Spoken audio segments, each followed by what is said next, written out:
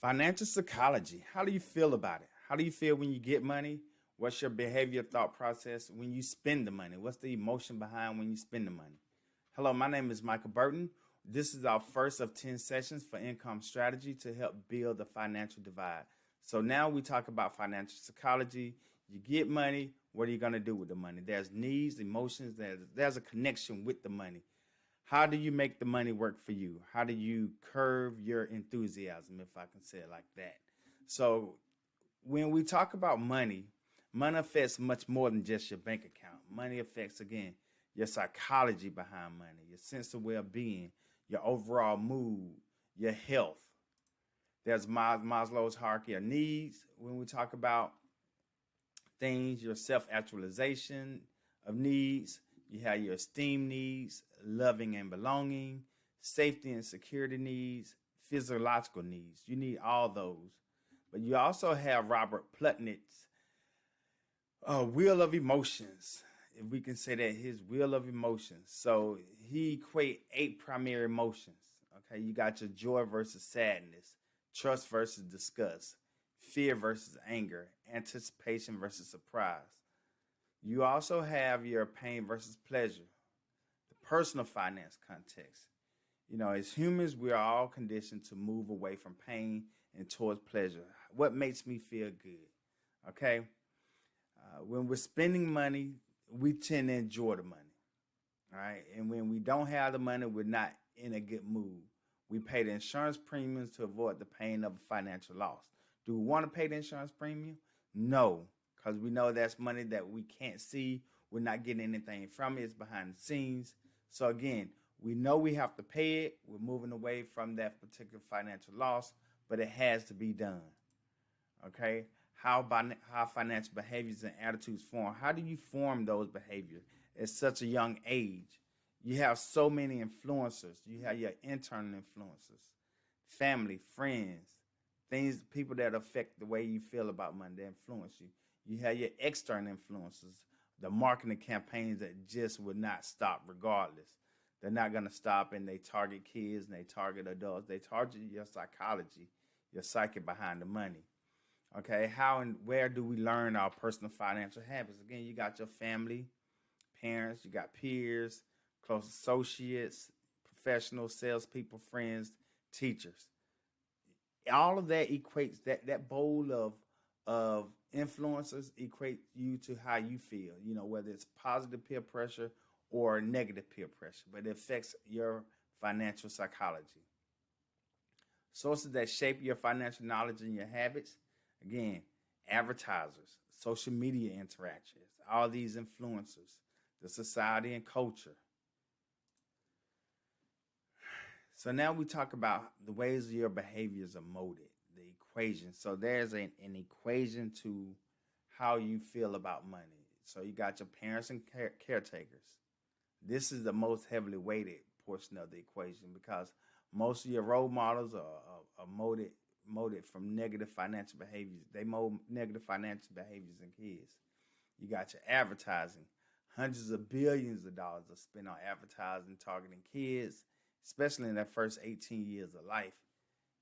You have your peers and influencers from social media. We're on social media 18 hours a day, and we're getting information pumped from YouTube, from Twitter, IG, Facebook, everywhere.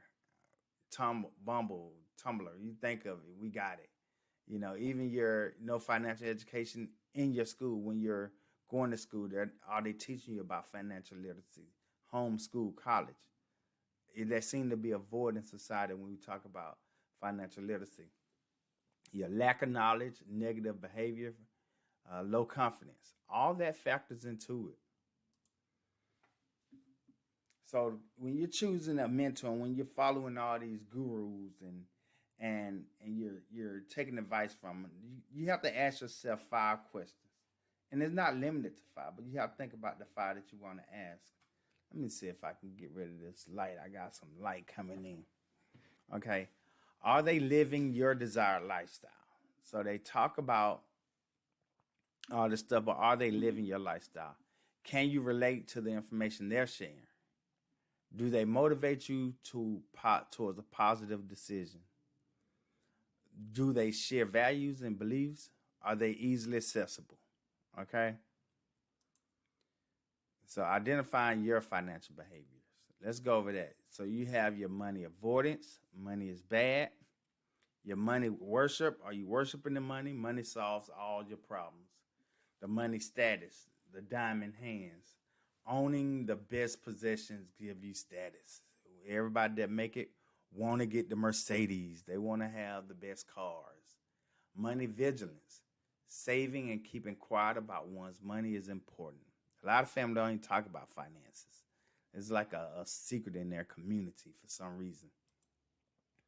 How money hold us back. So you have those scripts that we talked about. So the money avoidance can lead to spending all your money as soon as you get it. And that's what's happening.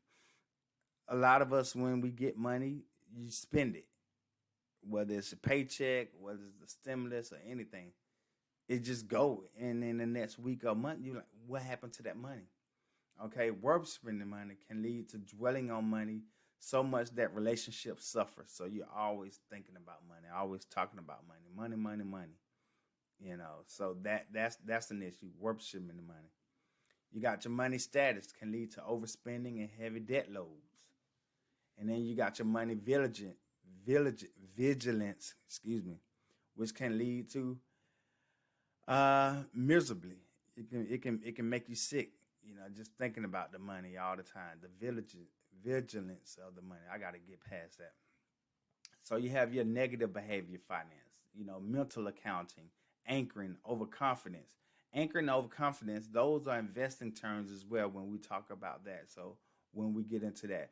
But your mental accounting, separating money into accounts based on subjective criteria. Anchoring, time, money decision to an arbitrary anchor. So similar to a 5% increase in your investment account versus a 5% decrease in it. You're anchoring on that 5%. And so that's what anchoring is. Overconfidence, overestimating your level of knowledge or control. Usually when we talk about the investing, you're not going off the analytics. You're not going off the technical analysis. You are usually just going off your confidence, which can lead to bad investing. You have your behaviors versus outcome. Behaviors are actions that you can control.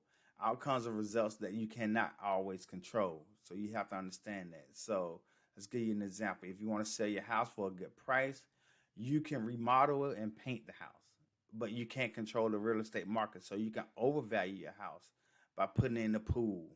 Things like that. And the market is not causing for that. The market doesn't warrant that type of necessary adding more or less value to your home.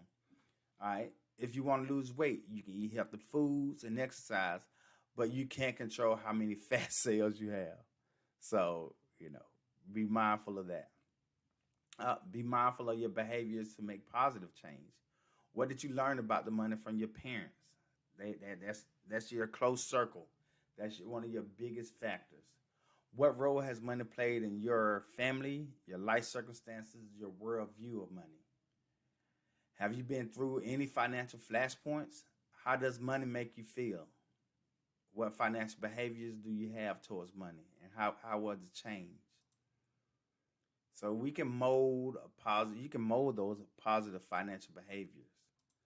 So stages of behavior change, pre-contemplation, no intent to take action, but you're contemplating it. May not even know there's a problem.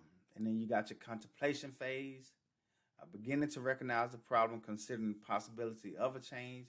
You got your preparation, developing intentions to act. Procrastination can make this stage last for years. So what can we do? How can we turn those dreams into goals and plans? You can set financial goals. You have to write them down first.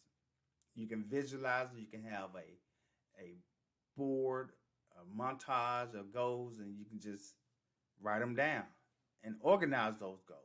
What are the first priorities of them? Create a rough plan. How are you going to execute those goals? Review your goals often. See it and believe it.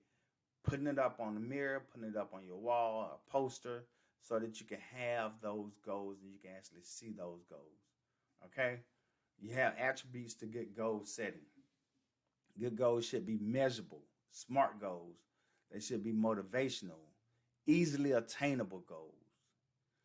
A goal should be results oriented and should be time driven. So, for example, let's say I want to save $300 by the end of the month.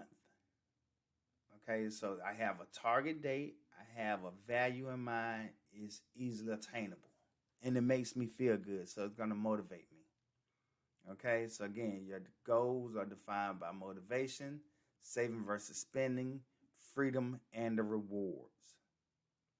So let's again, how do you set your financial goals? You can daydream about a desired lifestyle. You want to spend all this time on a boat out in the middle of the ocean somewhere, drinking champagne with the rich and famous. So you can create a plan of attack. Review your goals often. Every day would be great. Seeing it, believing it, visualizing your dreams coming true. What do you think? What do you think about? What do you become? So you think about reaching your goals. And then you have to balance those goals across your lifestyle. You know, your family relationships, physical health, and well-being. Wealth is health, right? Giving back, your charitable contributions, your philanthropy, fun and toys, spiritual self. You know, again, you can't worship the money, but you know, your spiritual self. How do your spiritual self feel? Things like that. Let's see if we can adjust this lighting more. You know, I'm getting this horrible feed line somewhere right here, right in my way. Okay, and your personal growth, money and career. So goal setting framework. So there's a framework. So again, be specific. I would say $500 for a plane ticket to my grandmother's birthday. All right, be specific in those goals. Measurable. I would save $125 out of each weekly paycheck. That's something you can measure. Okay. Attainable. I have the spare. I have the spare funds, and results oriented. Walking in the door will feel great. Okay, yeah, results oriented. Time driven. I will complete this goal in 4 weeks. You got to have a goal. You got to set that timetable. So those are financial psychology, and those are ways to uh, taper down the financial psychology behind it. What are you going to do with the money and your mindset behind the money? And again, I'm Michael Burton. This is your first episode of the Income Strategies. Thank you, and we can proceed with our next section.